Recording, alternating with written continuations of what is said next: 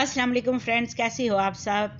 मैं हूं रूबी और आप हैं इस वक्त मेरे यूट्यूब चैनल नावल्स लैंड पर। चलें शुरू करते हैं आज का नावल, वो जो इश्क था, नाजिया कंवल नाजी की ये तहरीर है।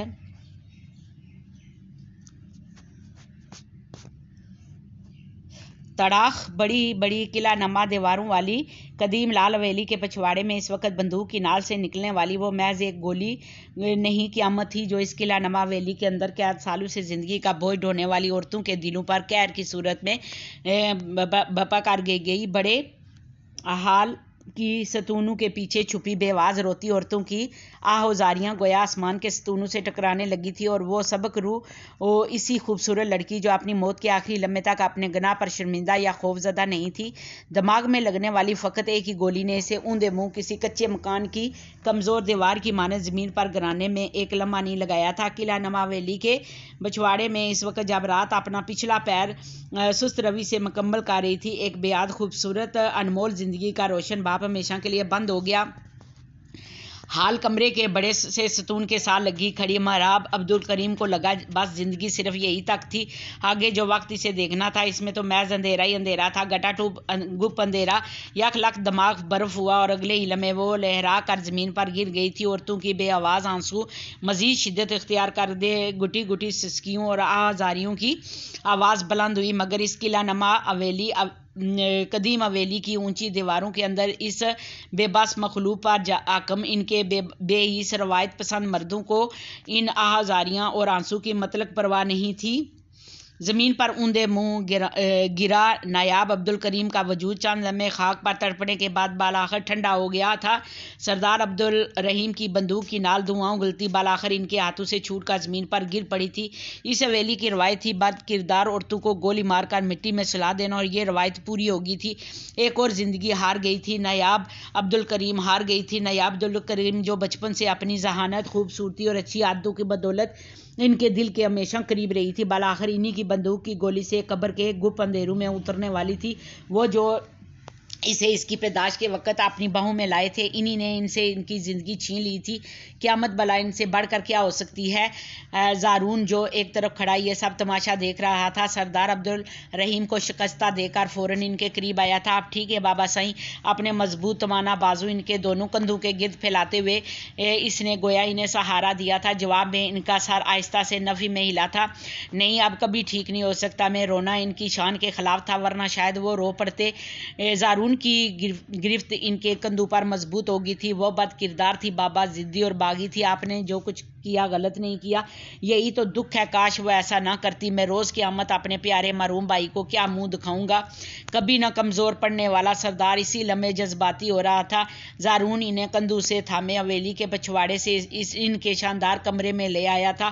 फ़िलहाल आपको आराम की ज़रूरत है, आप आराम करें। मैं तब तक इसकी लाश को ठिकाने लगाने का इंतज़ाम करता हूँ। नहीं, इसका नमाज जनाजा होगा।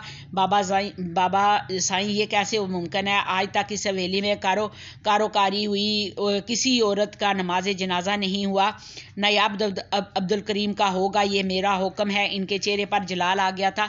ज़ारून अब्दुल रहीम को मजबूरन सर झुकाना पड़ा था। ठीक है बाबा साईं, जैसा आप मुनासिब समझें। लाश को जनान खाने में भिजवा दो, जिसने जो पढ़ना है पढ़ ले। सुबह फजर के बाद जनाजे का ऐलान करवा देना। जी बेहतर बाबा साईं। दिल में गुस्सा दबाए बजाय फरमा बरदारी से कहता वो इनके कमरे से निकल गया।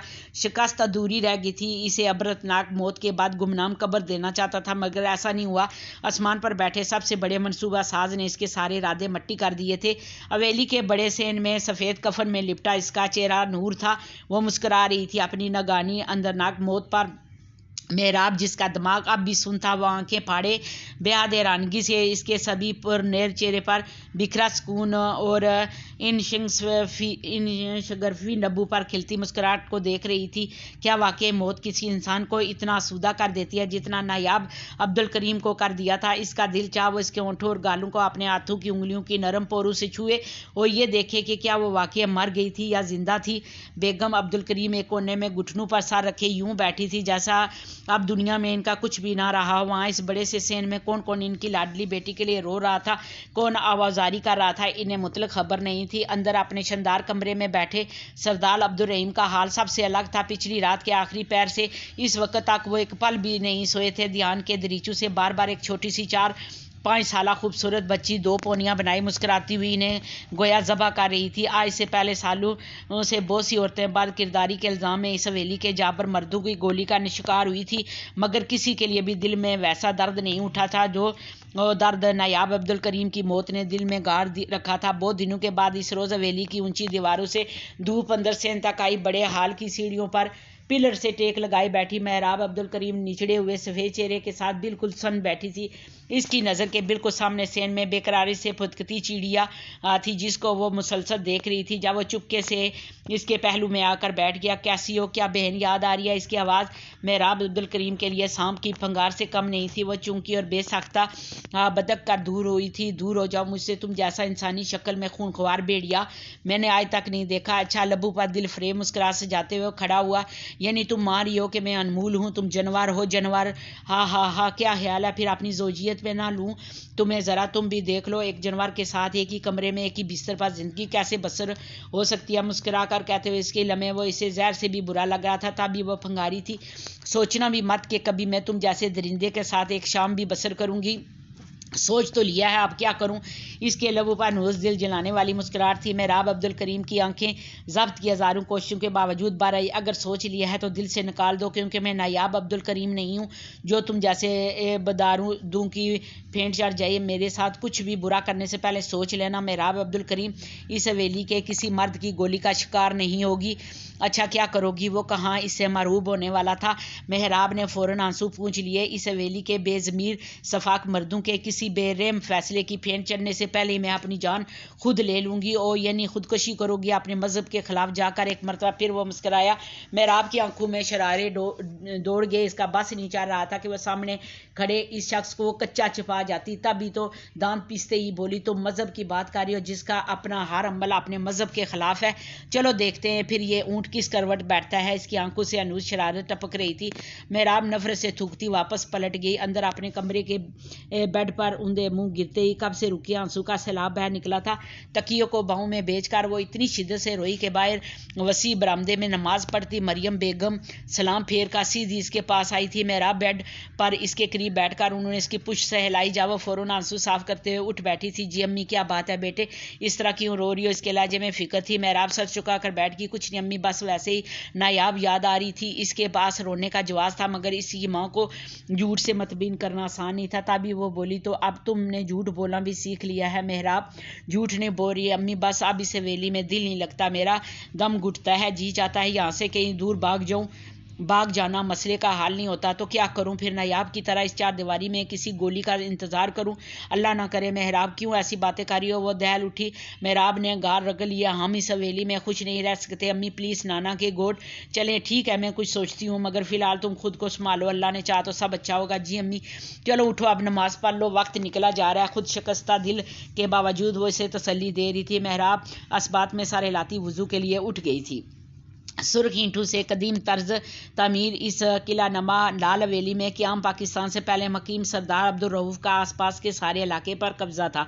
वो एक जाबर मगर इंसाफ पसंद हाकम थे। अपने ख़ानदान और इलाके के लिए इनके बनाए गए क़वानीन में कहीं किसी रद्द बदल या नरमी की गुंजाइश नहीं थी। इस हवेली समेत इलाके की किसी औरत को मासवाए कुरान पाक के दुनियावी तालीम की इजाज़त नहीं थी। इस हवेली इलाके की किसी औरत की बद किरदारी साबित हो जाने के बाद इसे वही इस इलाके में घर के सरबरा के हाथों मौत की तारीख वादी में उतार दिए जाता। सालों की रवायत थी जो ताहाल चली आ रही थी। दीनी तालीम हासिल करने के बावजूद वो लोग अपने फैसलों में दीन के अहकामात को नज़रअंदाज कर रहे थे, मगर किसी में मजम्मत करने की जरूरत नहीं थी। सरदार अब्दुल रऊफ़ जैसे सख्त दिल सरदार के सामने खड़े होकर इनके बनाए गए किसी कानून पर सवाल उठाना गोया मौत के मुतरादिफ था। सरदार अब्दुल रऊफ़ का घराना तीन बेटों पर मुश्तमिल था। इनके बड़े बेटे सरदार अब्दुल रहीम इन्हीं की तरह इंसाफ पसंद और कदीम रवायात पर सख्ती से अमल करने वाले सरदार थे। सरदार अब्दुल रऊफ़ ने इनकी शादी अपनी बीवी की ज़िंदगी में इनकी भांजी से तय कर दी थी, जिससे इनके यके बाद दिगरे 3 बेटे पैदा हुए। सरदार अब्दुल रहीम के बाद सरदार अब्दुल करीम का नंबर था। जो रवायत पसंदी में अपने बाप और भाई से कतई मुख्तलिफ थे। शायद इसलिए कुदरत ने इन्हें ऊपर तले दो बेटियों से नवाजा। बाद आ किसी पेचीदगी के बायस इनकी बीवी माँ बनने की सलाहियत से महरूम हो गई थी। सरदार अब्दुल करीम के बाद सरदार अब्दुल लतीफ़ इस हवेली में सरदार अब्दुल रऊफ़ के आखिरी सपूत थे, जिनकी औलाद में एक बेटा और एक बेटी थे। सरदार अब्दुल रहीम के बड़े दोनों बेटों की शादी सरदार अब्दुल रऊफ़ की ज़िंदगी में ही हो गई थी। ताहम इस शादी के कुछ अर्सा बाद उन्होंने अपनी मौत से फ़कत चंद दिन पहले इनके आखिरी सपूत ज़ारून अब्दुल रहीम का रिश्ता भी सरदार अब्दुल करीम की बेटी महबूब बेटी नायाब अब्दुल करीम के साथ तय कर दिया था। नायाब न सिर्फ अपने बाप बल्कि ताया और दादा की भी बेहद लाडली थी। तभी बचपन से इनकी हर ख्वाहिश बिन कहे पूरी की जाती।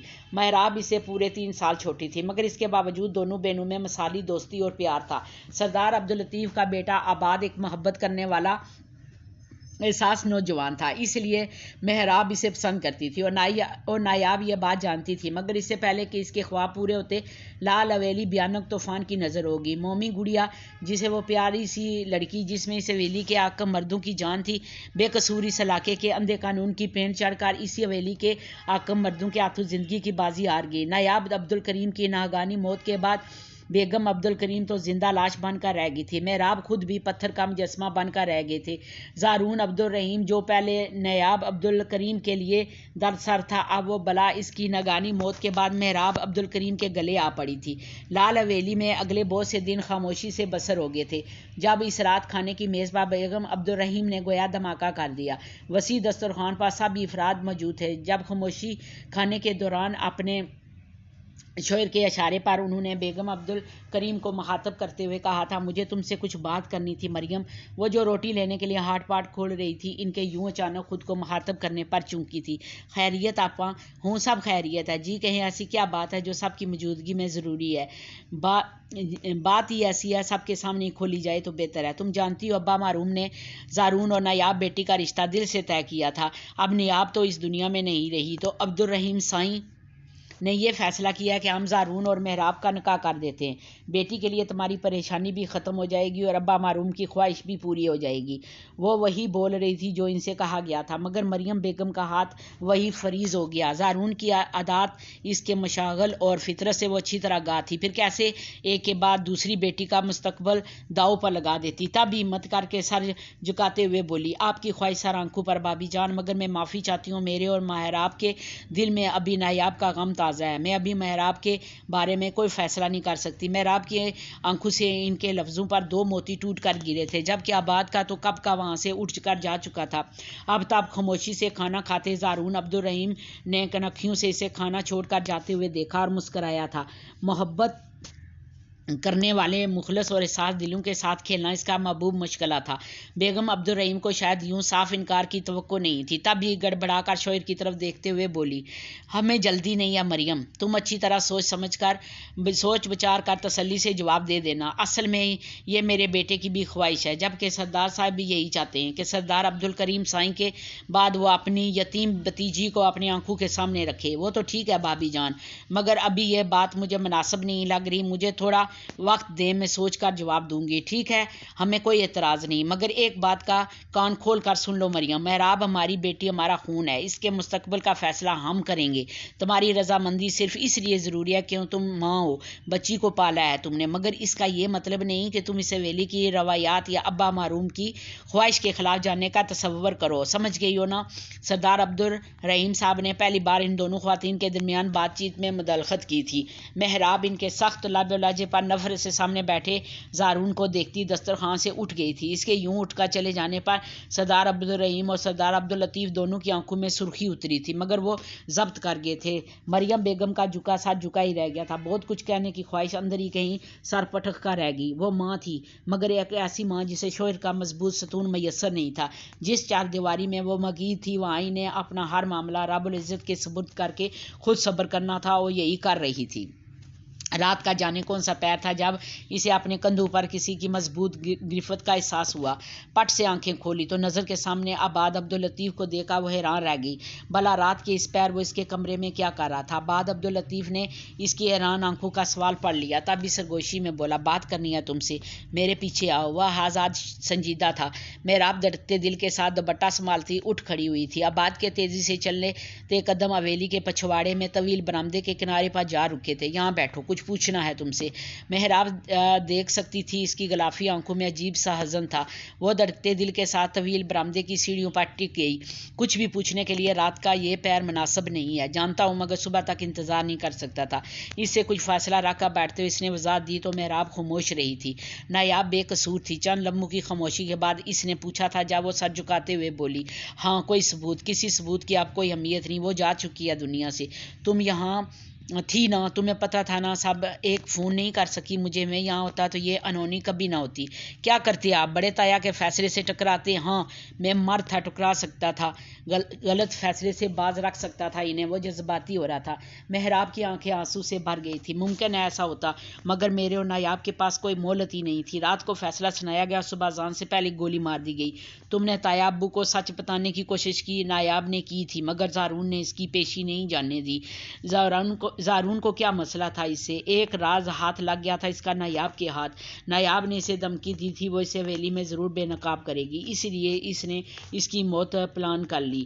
ہوں کیا تمہیں پتہ اس کا راز کیا تھا؟ ہوں بتایا تھا نایاب نے، کسی لڑکی کے ساتھ حالت غیر میں رنگے ہاتھوں پکڑ لیا تھا اس نے اسے۔ کیا وہ جانتا ہے کہ تم اس راز سے آگاہ ہو؟ ہاں، پھر بھی شادی کرنا چاہتا ہے وہ تم سے؟ ہاں، کیونکہ اس کی شروع سے مجھ پر نظر ہے۔ نایاب کی موت بھی اس لیے پلان کی تھی اس نے تاکہ وہ ایک تو حویلی کے مردوں کی نظر میں اس کا امیج خراب نہ ہو، دوسرا نایاب اس کے راستے کی رکاوٹ نہ بنے۔ تم کیا چاہتی ہو؟ میری چاہت کسی کے لیے کوئی معنی نہیں رکھتی۔ عورت ذات جو ٹھہری میں، وہ اداس اور مایوس تھی۔ آباد گہری سانس لے کر رہ گیا۔ میرے لیے تمہاری مرضی جانا ہر مسئلے سے زیادہ اہم ہے محراب۔ چند لمحوں کی خاموشی کے بعد وہ بولا۔ محراب نے آنسو پونچھ لیے تھے۔ اپنی بہن کے قاتل سے شدید نفرت ہے مجھے، اور میرے بارے میں کیا رائے ہے تمہاری؟ اس نے سنجیدگی سے پوچھا۔ محراب کی دھڑکنیں تیز ہو گئی تھی۔ اس نے کبھی سوچا بھی نہ تھا جس کی چاہت خون بن کر رگوں میں دوڑ رہی ہے وہ خود سے کبھی اسے یہ سوال بھی کر سکتا ہے۔ تب ہی پلکیں لرزی اور چہرے کا رنگ سرخ ہو گیا۔ مجھے نہیں پتا، اس کا چہرہ اس کے اندر کے حال کی چگلی کھا رہا تھا۔ وہ مسکرا دیا۔ چلو ٹھیک ہے، پھر میں کرتا ہوں اس زارون عبدالرحیم کا کوئی بندوبست۔ اس بار محراب نے سر اٹھا کر صرف ایک نظر اس کی طرف دیکھا تو وہ مسکرا کر واپس دوڑ گئی تھی۔ آباد عبداللطیف کے لیے اس کی مسکراہٹ کسی انمول خزانے سے کم نہیں تھی۔ تب اسے خوش دیکھ کر وہ بھی مطمئن سا اپنے کمرے کی طرف پلٹ گیا۔ زارون جو اپنی گرل فرینڈ سے موبائل پر بات کرنے کے لیے اس طرف آیا، ان دونوں کو ایک ساتھ دیکھ کر اس کے اندر گویا پھانبڑ جل اٹھے تھے۔ محراب کی مسکراہٹ پر آباد کے اطمینان نے گویا جلتی پر تیل کا کام کیا تھا۔ اسے نفرت سے رد کر کے وہ کسی اور کے خواب دیکھ رہی تھی، یہی تو اسے برداشت نہیں ہوا تھا۔ وہ سب کچھ برداشت کر سکتا تھا مگر اپنی ہار نہیں۔ تب بھی وہی کھڑے کھڑے اس کے دماغ نے تیزی سے آگے کی پلاننگ شروع کر دی۔ نایاب عبدالکریم کے بعد اب اس کا اگلا ہدف محراب عبدالکریم تھی۔ سردار عبدالرحیم اس وقت کسی جرگے سے فارغ اور حویلی واپس لوٹے تھے جب وہ ان کے کمرے میں چلا آیا تھا۔ بیگم عبداللطیف بھی اس وقت وہی موجود تھی۔ وہ صوفے پر باپ کے برابر میں بیٹھ گیا۔ السلام علیکم بابا سائیں، کیسا رہا آج کا جرگہ؟ سردار عبدالرحیم نے محبت سے اپنے جوان سالہ بیٹے کو دیکھا، پھر اپنا بازو اس کے مضبوط کندھوں کے گرد پھیلاتے ہوئے بولے، رب سائی کا کرب ہے، سب کچھ صلاح صفائی سے ہو گیا۔ سردار رئیس کے بیٹے کا گناہ پورے 2 لاکھ میں جمال کمی کے بیٹے نے اپنے ساتھ لے لیا۔ اب پھانسی بھی چڑھ گیا تو خیر ہے، پیچھے گھر والے تو کچھ عرصہ پیٹ بھر کر کھائیں اور سوئیں گے۔ کس کی مجبوری اور بھوک کو پیسوں میں خرید کر وہ آسودہ تھے۔ زارون سارے ہلا کر رہ گیا۔ گڈ، سانپ بھی مر گیا اور لاٹھی بھی نہیں ٹوٹی۔ الیکشن سر پر ہے، اب بیٹے کی ایک غلطی کی وجہ سے سردار رئیس سیٹ تو نہیں ہار سکتا ہے نا، یہ تو ہے، سیٹ تو نہیں ہار سکتا نا، یہ تو ہے۔ ویسے بھی یہ کمین غریب مزارے اسی لیے تو وڈیروں کے نمک پر پلتے ہیں کہ ضرورت پڑنے پر کام آ سکیں۔ خیر چھوڑیں، مجھے آپ سے کچھ اور بات کرنی تھی۔ بنا وقت ضائع کیے وہ اپنے مطلب کی بات پر آیا۔ سردار عبدالرحیم اٹھتے ہوئے دوبارہ بیٹھ گئے تھے۔ کہو کیا بات ہے؟ محراب کے بارے میں بات کرنی تھی بابا سائیں۔ محراب کے بارے میں خیر تو ہے، وہ چونکہ ساتھ ہی بیگم عبدالرحیم بھی سلام پھیر کر اس کی طرف متوجہ ہوئی۔ تبھی وہ بولا، جی بابا سب خیر ہے، بس کل کھانے کی میز پر جس طرح سے مریم چاچی نے امی جان سے معذرت کی بہت سوچتا رہا ہوں میں اسے کہ دیکھیں بابا، چچی اور محراب شاید بھی نیام کو بھول نہ پائے، پھر چچا جان بھی حیات نہیں ہے، اور شاید نیام والے واقعے کے بعد محراب مجھ سے شادی پر خوش بھی نہیں ہے، تو میں نہیں چاہتا یہ رشتہ زبردستی قائم ہو یا انہیں لگے کہ ہم ان کے ساتھ کوئی زبردستی کر رہے ہیں۔ اس لیے میری آپ سے درخواست ہے کہ آپ مریم چاچی یا محراب کسی رشتے کے لیے کوئی دباؤ نہیں ڈالیں گے پلیز۔ وہ سردار عبدالرحیم کا لاڈلا تھا اور انہی کی باتوں کی وجہ سے اب اس کے الفاظ بھی الفاظ پر وہ مسکرا دیے تھے۔ شاباش میرے شیر، مجھے فخر ہے تم میرے بیٹے ہو۔ بیگم عبدالرحیم کے چہرے پر فخریہ مسکراہٹ در آئی۔ زبردستی بنائے جانے والے رشتے کبھی کامیاب نہیں ہوتے بیٹے، تم نے بہت اچھا فیصلہ کیا۔ جہاں تک میرا خیال ہے مریم آباد بیٹے کو اپنا داماد بنانا چاہتی ہے۔ وہ کچھ سوچ کر بولے، کوئی نہیں، آباد بھی اپنا ہی ہونا ہے، میں کرتا ہوں عبداللطیف سے بات۔ سردار عبدالرحیم کے چہرے پر اطمینان تھا۔ زارون اس بات میں سارے لاتا وہاں سے اٹھ گیا تھا۔ اس کے جانے کے بعد بیگم عبدالرحیم نے سردار عبدالرحیم سے کہا، دیکھ لیں سردار صاحب، ہمارے زارون کا دل کتنا بڑا ہے۔ یہ تو ہے، وہ خود بھی اپنے بیٹے کے اس فیصلے سے متاثر ہوئے تھے۔ یہ اسی شام کی بات تھی جب زارون نے پھر محراب عبدالکریم کا راستہ روک لیا تھا۔ آباد حویلی میں موجود نہیں تھا، جبکہ سردار عبدالرحیم سردار عبداللطیف دونوں ڈیرے پر تھے۔ گھر کی بزرگ تینوں خواتین اکٹھی بیٹھی اپنی باتوں میں مگن تھی۔ جب چھت سے اترتی محراب کے رستے میں وہ آ گیا تھا۔ کہاں جا رہی ہو؟ تم سے مطلب بہت ہیں، بات تم سمجھتی نہیں ہو۔ خیر آؤ، کچھ بات کرنی ہے تم سے، کہتے ہی ساتھ ہی اس نے اس کی کلائی پکڑ لی تھی۔ محراب کو بے حد برا لگا تھا۔ کلائی چھوڑو میری، تم جیسے گھٹیا انسان کے ساتھ مجھے کوئی بات نہیں کرنی۔ اچھا چلو پھر گھٹیا تو گھٹیا ہی صحیح، جتنا میں کوشش کرتا ہوں تمہارے معاملے میں بندہ بننے کی، اتنا ہی تم اپنی زبان کے ناجائز استعمال سے مجھے برا بننے پر مجبور کرتی ہو، بالکل اپنی بہن کی طرح۔ اس بار وہ اسے کھینچتے ہوئے زبردستی چھت پر لے آیا۔ محراب کی آنکھیں اپنی بے بسی پر بھیگ گئی تھی۔ اپنی گندی زبان سے میری بہن کا نام مت لو۔ اچھا میری زبان گندی اور تمہاری بہن بہت اچھی تھی؟ اس کے گویا تلوؤں پر لگی، سر پر بجھی تھی۔ محراب نے نفرت سے منہ پھیر لیا۔ یہ جو زبان ہوتی ہے نا، یہی تختے پر پہنچا دیتی ہے انسان کو، مگر تم نے اپنی آنکھوں سے اپنی خود سار بہن کا بھیانک انجام دے کر کوئی بھی سبق حاصل نہیں کیا۔ چلو خیر، اچھی لگتی ہو تم دل کو، تمہارے ساتھ تمہاری بہن والا سلوک نہیں کروں گا میں، شکر مناؤ۔ بکواس بند کرو اپنی، بکواس تو ابھی شروع نہیں کی میں نے۔ تمہیں پتہ ہے نایاب کے کالج میں داخلے کے لیے اپنے بابا کو سب سے زیادہ رضامند کرنے والا واحد شخص میں تھا۔ اگر میں بابا کو کنوینس نہ کرتا تو تمہارے بابا کی ضد بھی ان کے غصے کے آگے کچھ نہیں کر سکتی تھی۔ مگر میرے احسان کے بدلے تمہاری بہن نے کیا کیا؟ میرے قطعی پرسنل معاملے کو ہوا بنا کر مجھے یہ دھمکانے پر اتر آئی تھی۔ اگر وہ یہ حمایت نہ کرتی تو مجھے کوئی ضرورت نہیں اس کی موت کا پلان کرنے کی۔ نہ وہ مجھے غصہ دلاتی، نہ میں اپنے دوست کو اس کے کمرے میں بھیج کر حویلی میں اس کی بد کرداری ثابت کرتا۔ تم خود بتاؤ کہ اپنی موت کے لیے وہ خود قصوروار نہیں، وہ پراعتماد تھا، اپنے کسی عمل پر اسے کوئی شرمندگی نہیں تھی۔ محراب کا دل چاہ اس کا منہ نوچ لے۔ چپ کر جاؤ تم، اللہ کا واسطہ ہے تمہیں۔ نہ چاہتے ہوئے بھی وہ چلائی اور زارون مسکرا دیا۔ چلو ہو جاتا ہوں چپ، بابا اور امی کے سامنے تمہاری ذات سے بھی دستبردار ہو گیا ہوں، جاؤ کر لو آباد سے شادی۔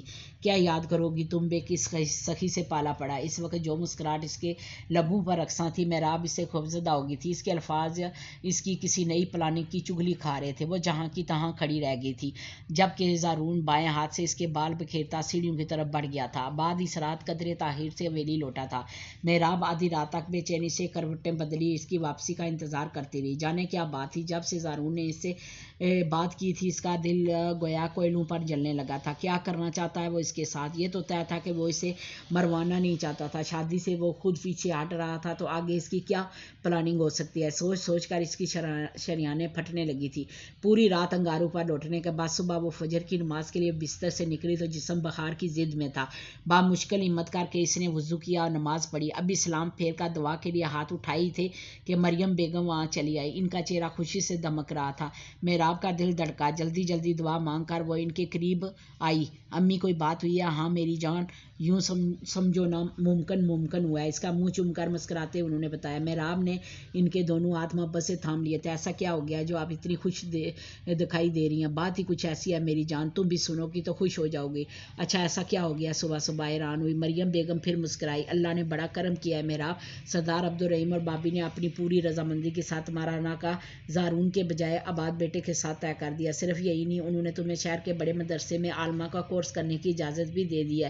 لانے لے جانے کی ذمہ داری آباد بیٹے کے سر ہوگی۔ اور اس سے بھی بڑی خوشخبری یہ ہے کہ زارون کا امریکہ کی کسی یونیورسٹی میں داخلہ ہو گیا۔ اگلے چند روز تک وہ پاکستان سے باہر چلا جائے گا۔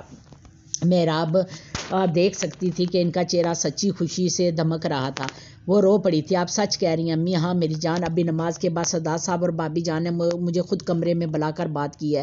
سردار عبداللطیف بھائی اور بابی زینب بھی وہی موجود تھی۔ یہ تو بڑی بے یقینی کی بات ہے امی، میرا دل تو اس پر یقین ہی نہیں کر رہا، بھلا ایسا کیسے ہو سکتا ہے؟ آنسو کے موتی اس کی پلکوں سے ٹوٹ کر گود میں گرے تھے۔ مریم بیگم نے اسے محبت سے ساتھ لپٹا لیا تھا۔ سب اللہ کا کرم ہے محراب، وہ جو چاہے کر سکتا ہے، یقیناً میری نایاب کی قربانی ہرائے گا نہیں گئی۔ سردار عبدالرحیم تمہیں خوشیاں سونپ کر اب نایاب کے ساتھ ہوئی زیادتی کا ازالہ کرنا چاہتے ہیں۔ اللہ کرے ایسا ہی ہو امی، جانے کیوں میرا دل عجیب سی بے چینی اور وہم کا شکار ہو رہا ہے، یوں جیسے پھر سے کچھ برا ہونے والا ہے۔ زارون سے کسی بھی تباہی کی توقع کی جا سکتی ہے۔ پاگل مت بنو محراب، اللہ نے چاہا تو اگلے چند روز میں سب کچھ بہتر ہو جائے گا۔ پھر زارون جہاں رہا ہے نا، اس سے خوف زدہ ہونے کی ضرورت نہیں ہے تمہیں، بس ایک بار آباد بیٹے کے ساتھ نکاح ہو جائے تمہارا، پھر کوئی کچھ بھی کر لے تمہارا بال بیگا نہیں کر سکتا۔ بے شک امی، اللہ کرے ایسا ہی ہو۔ سر جھکاتے ہوئے اس نے دل سے دعا کی تھی، مگر وقت کا بے رحم دیوتا اس کی دعا پر تنزیہ کہہ کے لگاتا کچھ اور ہی پلان کر رہا تھا۔ لال حویلی میں بڑوں کی باہمی مشاورت سے بالآخر آباد اور محراب کا نکاح طے کر دیا گیا تھا۔ نایاب عبدالکریم کی ناگہانی موت کے پورے 5 ماہ بعد اس حویلی میں سب خوش تھے۔ ایک بیٹی کی قربانی کے بعد مریم بیگم کو لگا کہ ان کی دوسری بیٹی کی زندگی محفوظ ہو گئی ہے۔ محراب عبدالکریم کے پاؤں تو گیا زمین پر نہیں ٹک رہے تھے۔ خوشی ایسی تھی کہ وہ خود کو ہواؤں میں اڑتا محسوس کر رہی تھی۔ زارون عبدالرحیم اب زیادہ تر حویلی کے بجائے باہر زمینوں پر وقت گزارتا تھا۔ حویلی میں آباد اور محراب کے نکاح سے جیسے اسے کوئی واسطہ ہی نہیں رہا تھا۔ آباد جو اس سے اچھا خاصا متنفر ہو چکا تھا، اب مطمئن ہو گیا تھا۔ محراب کا شہر کے سب سے بڑے مدرسے میں داخلہ بھی ہو گیا تھا۔ زندگی سبک روی اور پھر رواں دواں ہو گئی تھی۔ لال حویلی کی اونچی دیواروں نے بالآخر آباد اور محراب کے نکاح کی خوشی بھی دیکھی۔ اس دوران جتنی بار بھی محراب کا زارون سے سامنا ہوا، اسے سنجیدہ اور خاموشی دکھائی دیا تھا۔ ایک خوف جو ہمہ وقت اس کے اعصاب پر سوار ہو گیا تھا نکاح کے بعد جاتا رہا۔ آباد عبداللطیف کے نکاح میں آنے کے بعد وہ ویسے بھی خود کو بہت مضبوط محسوس کرنے لگی تھی۔ زارون کی یہ ایبروڈ کے لیے ٹکٹ کنفرم ہوگی تو دل میں جو سمے وسوسے تھے وہ بھی خود بخود ختم ہو گئے تھے۔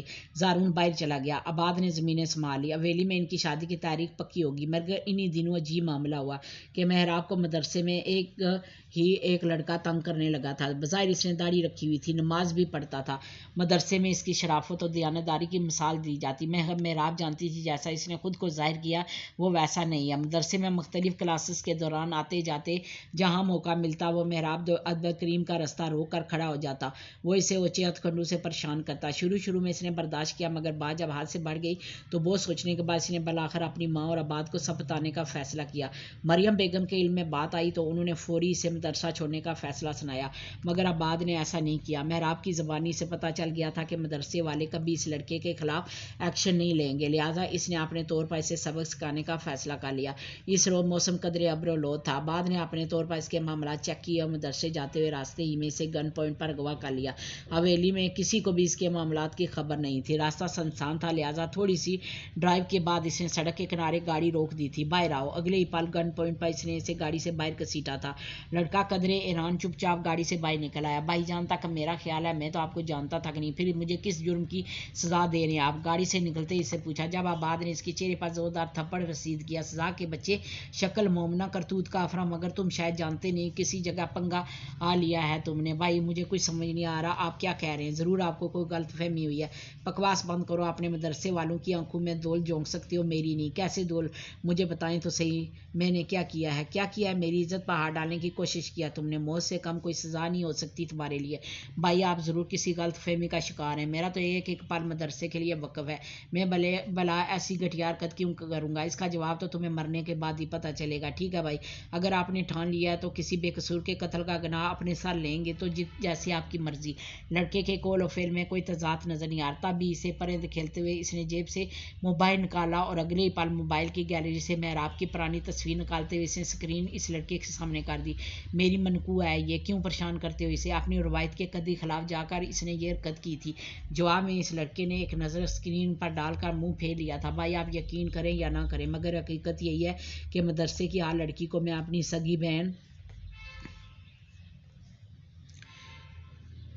समझता हूँ। ये मेरे लिए सगी बहनों जैसी है, मैं तो तसव्वुर भी नहीं कर सकता कुछ ऐसा वैसा करने का। हाँ, मैंने इन्हें 2-3 बार मदरसे में कुछ गलत करते देखा, टोका ज़रूर है, जिस से ये बहन और इसकी एक दोस्त मुझसे नाराज़ है।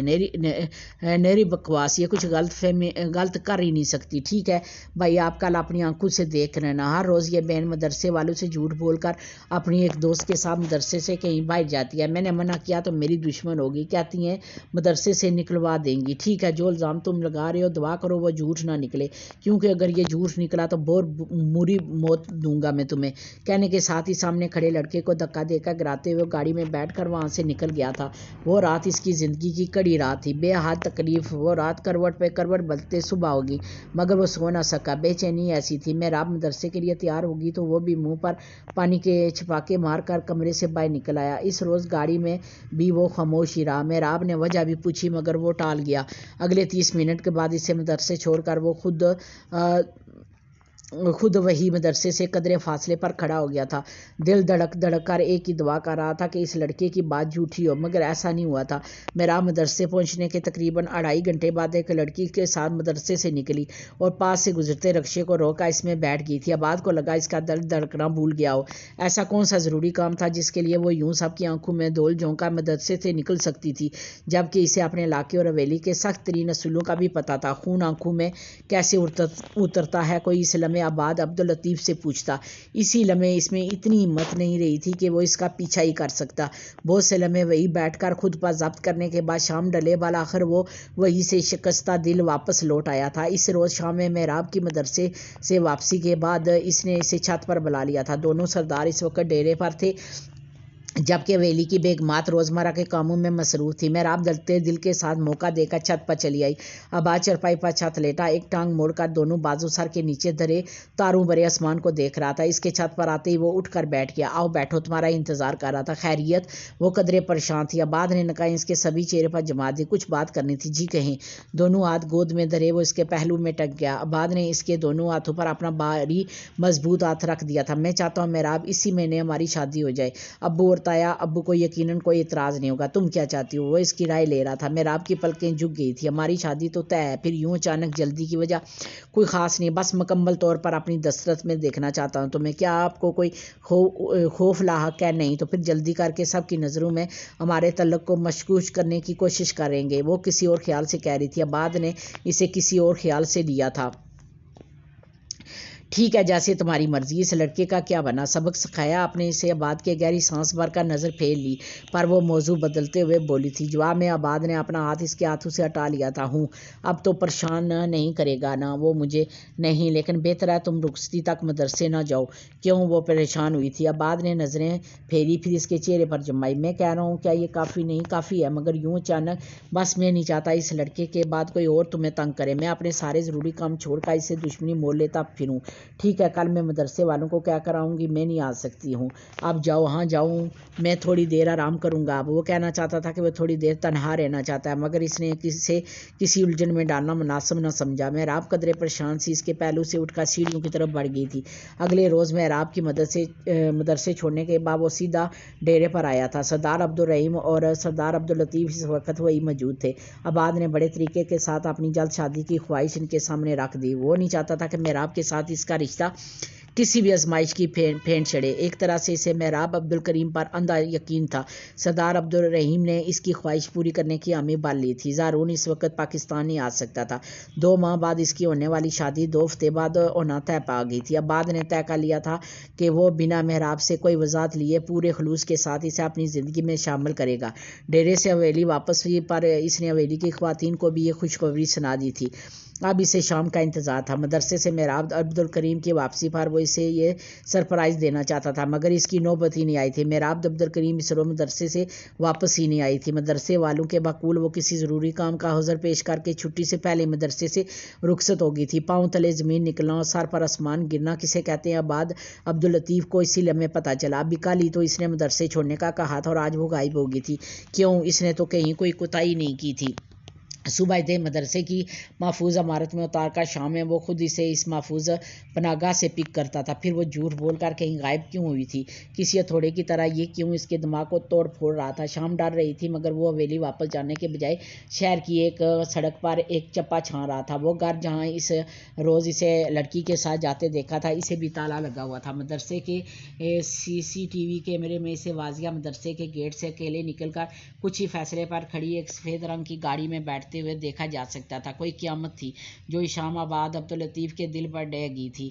آنکھوں کے سامنے جیسے اندھیرا چھا گیا تھا. اس کا بس نہیں چاہ رہا تھا وہ غم و غصے میں ساری دنیا کو تہس نہس کر دے. لال حویلی کی بے رحم بلند و بالا دیواروں تک رات کے محراب عبدالرحیم کے بھاگنے کی خبر پہنچ گئی تھی. مریم بیگم تو یہ سنتے ہی بے ہوش ہو گئی تھی جبکہ حویلی کی دیگر خواتین پر جیسے سکتہ طاری ہو گیا تھا.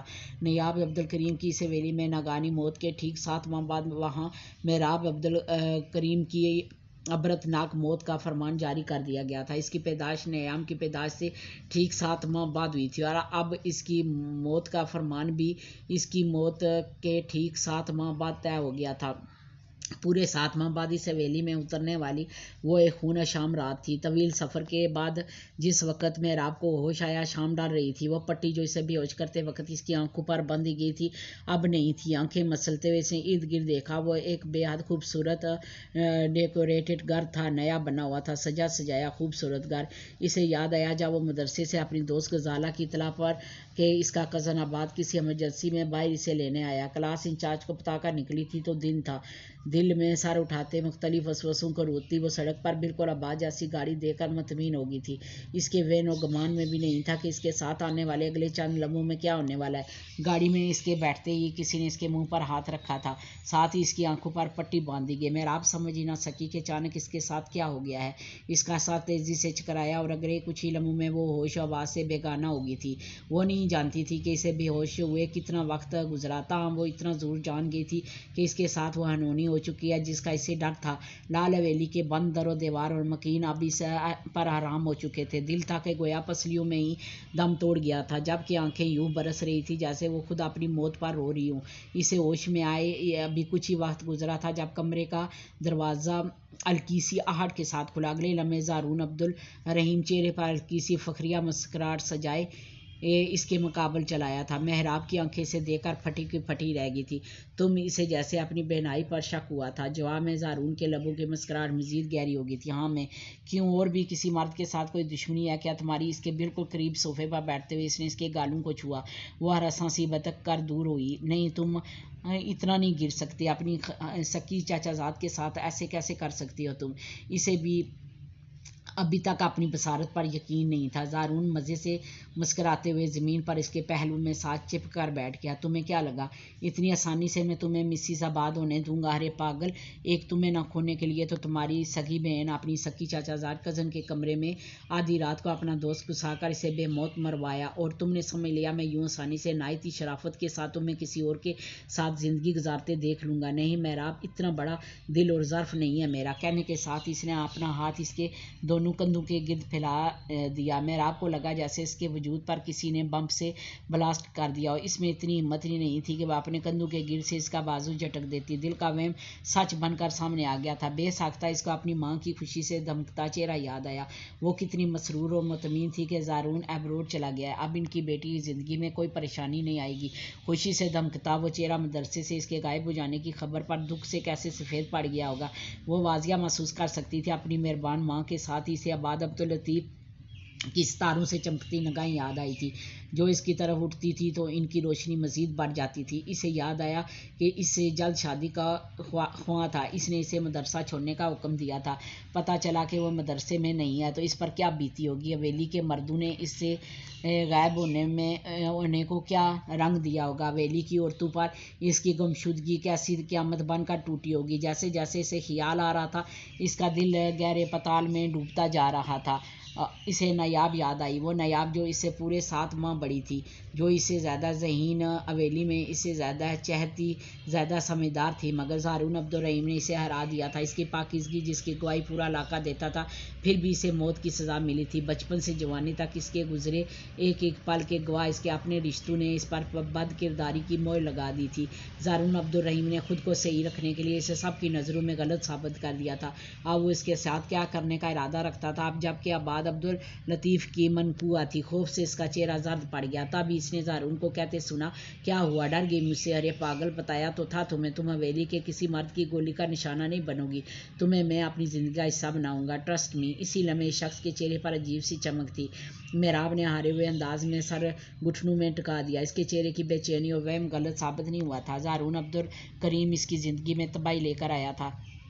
جب درد پرانے ہو بیٹھے، جب یاد کا جگنو راگ ہوا، جب آنکھ میں آنسو برف ہوئے، جب زخم سے دل زندہ ہوا، تب دل کو دھڑکنا یاد آیا، جب کرب کی لمبی راہوں میں احساس کے بال سفید ہوئے، جب آنکھیں بے سلاب ہوئی، جب چاند چڑھا بے دردی کا، جب ریت پہ لکھی یادوں کو بے مہر ہوا نے چین لیا، جب یادیں بیدار ہوئی، تب مجھ پر کھلا میں زندہ ہوں، تب دل کو دھڑکنا یاد آیا۔ پھر وقت نے کچھ انگڑائی لی، پھر سوچ کی قبر سے دول اٹھی، پھر پیار کا برزخ بھول گیا، ایک ہجر سے کیا آزاد ہوئے 100 ہجر نئے ایجاد ہوئے، پھر اشک میں دریا قید ہوا، پھر دھڑکن میں پنچال پڑے، پھر عشق کا جوگی گلیوں میں تقدیر کا سانپ اٹھا لایا، پھر عشق کا جنگل سبز ہوا، پھر زلف کے تیور شام ہوئے، اس شام میں پھر مہتاب چڑھا، پھر اونٹ کی لرزش گیت بنی، پھر درد زلیخا بن بیٹھا، پھر کرب کا کرب جوان ہوا، پھر مجھ پہ کھلا میں زندہ ہوں، تب دل کو دھڑکنا یاد آیا۔ لال حویلی کی اونچی دیواروں میں محراب عبدالکریم کے اغوا کا وہ دوسرا دن سوگ میں ڈوبا ہوا تھا۔ عباد نے بے حد خاموشی کے ساتھ اسے طلاق دے دی تھی۔ پچھلے 24 گھنٹوں میں سگریٹ کے نہ جانے کتنے پیکٹ اس نے پھونک ڈالے تھے۔ دل پر جو لگا تھا بڑا گہرا وار تھا۔ محراب عبدالکریم کے ساتھ جھوٹ بول سکتی تھی، دھوکہ دے سکتی تھی، اس نے تو اس بات کا تصور بھی نہیں کیا تھا، مگر پھر بھی یہ تلخ حقیقت اسے برداشت کرنا پڑ رہی تھی۔ محراب کی دوست غزالہ نے باب مشکل اس سے رابطہ کر کے اس تک محراب کی ہینڈ رائٹنگ میں لکھا اس کا خط پہنچایا تھا، اور یہی وہ خط تھا جس کے بعد اس نے اسے طلاق دے کر اس کا فیصلہ حویلی کے سرداروں کے سپرد کر دیا۔ محراب نے لکھا تھا، السلام علیکم عباد، میں جانتی ہوں آپ مجھ سے بہت مخلص ہیں، سچا پیار بھی کرتے ہیں، مگر میں معافی چاہتی ہوں، میں چاہتے ہوئے بھی آپ کا ساتھ نہیں دے سکتی، مجھے نفرت لال حویلی کی روایات سے۔ جس دن اس حویلی کے سرداروں نے میری بے قصور بہن کو موت کی گہری نیند سلایا، اسی روز میں نے یہ قسم کھائی کہ میں ان سرداروں سے اپنی بہن کی موت کا بدلہ ضرور لوں گی۔ جس الزام میں ظالم بے حس مردوں نے میری بہن کو موت دی، وہ الزام حقیقت بنا کر ان کے مغرور چہروں پر کالک ضرور ملوں گی۔ مجھے معاف کر دینا عباد، میں نے آپ کا استعمال کیا کیونکہ ہارون بہت ہوشیار نکلا، وہ میرے قابو میں نہیں آیا۔ اب علاقے کے لوگوں کو بتانا نایاب عبدالکریم کی بہن محراب عبدالکریم نے کیا ہے، ہو سکے تو میری ماں کو میرے گناہ کی سزا مت دینا کیونکہ وہ بے قصور ہیں۔ فقط ایک باغی محراب عبدالکریم، جتنی بار اس نے یہ خط پڑھا اس کے اندر نئے سرے سے توڑ پھوڑ ہوئی، کتنی بار وہ ٹوٹ کر بکھرا تھا، رویا تھا۔ حویلی کے سرداروں نے جس وقت محراب عبدالکریم کی موت کا فیصلہ سنایا، وہ یوں ساخت بیٹھا تھا گویا تن مردہ میں جان ہی نہ ہو، گویا محراب عبدالکریم کی موت سے اسے کوئی لینا دینا ہی نہ ہو۔ مریم بیگم خود زندہ لاش بن کر رہ گئی تھی، کوئی لمحہ ایسا نہیں تھا جب اس کی آنکھیں خشک ہوتی ہوں۔ ایک بیٹی کا المناک موت کے بعد دوسری بیٹی کو کھونے کی ہمت ہی نہیں تھی ان کے اندر۔ تب یہ اماں وقت جائے نماز پر بیٹھی وہ بس ایک ہی دعا کرتی تھی کہ محراب زندگی میں کبھی لوٹ کر حویلی میں نہ آئے۔ سردار عبدالرحیم نے ہارون کو کال کر کے حویلی کے تازہ حالات بتا دیے تھے، اور اس نے ان سے درخواست کی تھی جب تک وہ امریکہ سے واپس نہیں آتا محراب عبدالکریم کی سزا پر عمل درآمد نہ کیا جائے۔ پورے 24 گھنٹے گزرنے کے بعد حویلی میں سب سے بات کر کے وہ محراب کے پاس آیا تھا، جو پچھلے 24 گھنٹے سے بھوکی پیاسی بیٹھی بس رو رہی تھی۔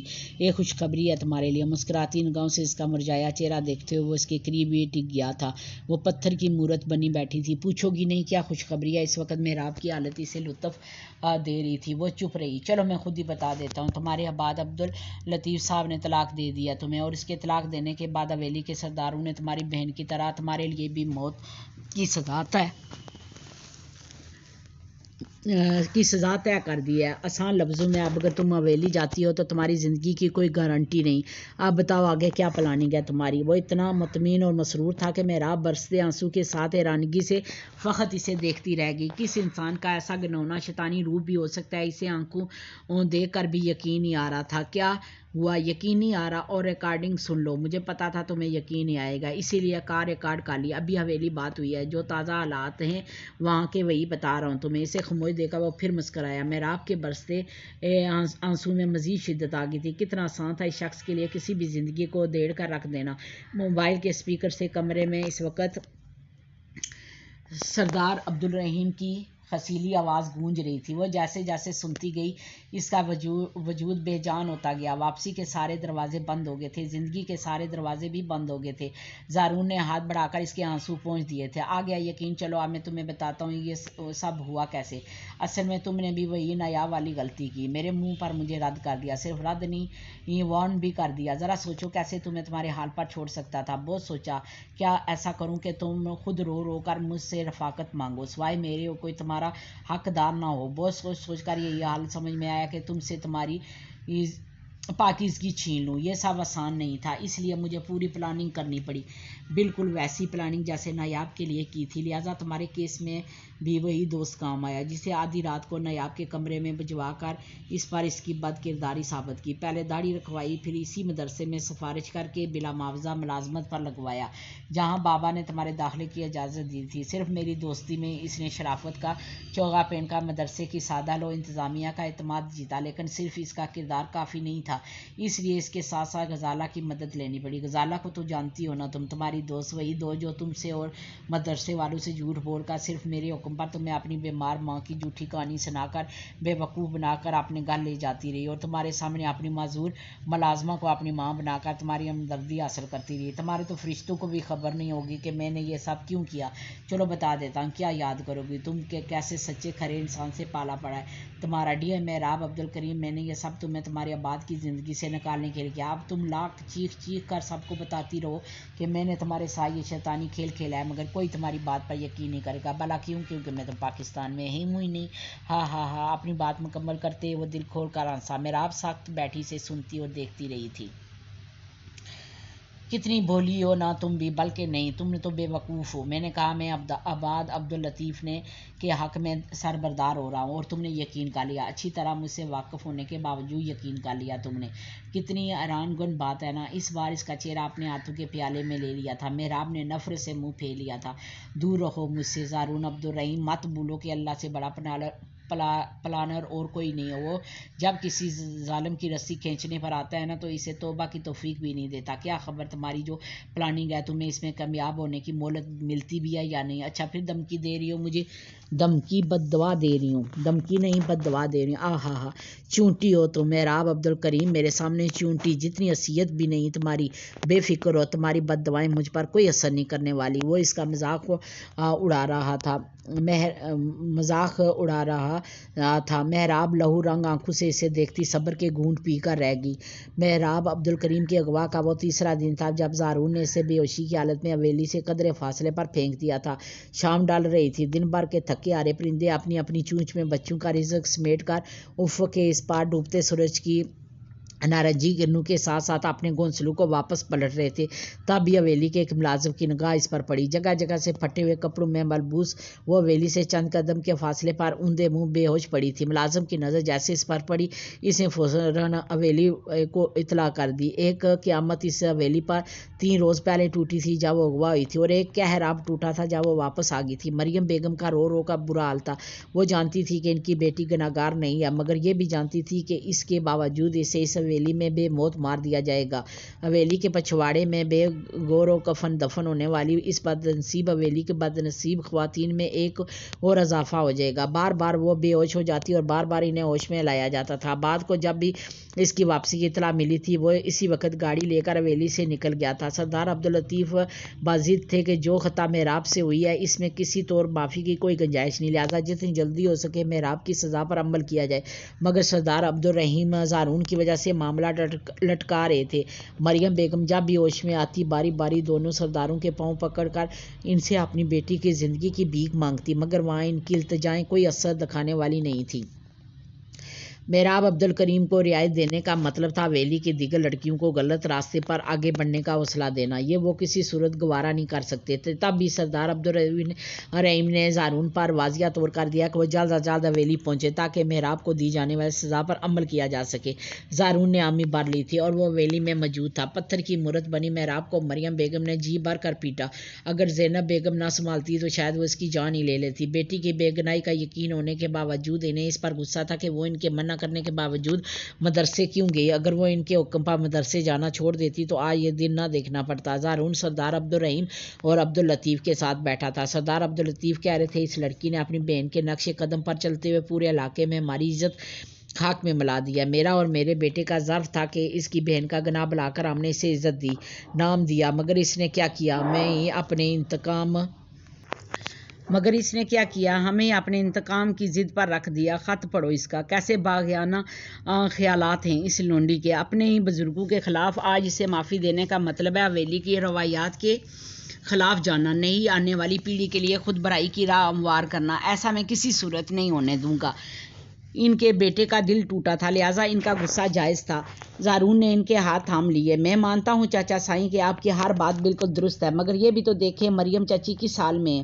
ابھی 7 ماہ پہلے ان کی ایک جوان سالہ بیٹی سے حویلی میں کاروکاری ہوئی تھی۔ وہ کیسے یہ صدمہ برداشت کریں گی؟ جیسے بھی کریں ہمیں پرواہ نہیں ہے۔ اپنی بیٹیوں کی پرورش میں جو کوتاہی اس سے ہوئی ہے اس کی سزا اسے ملنی چاہیے۔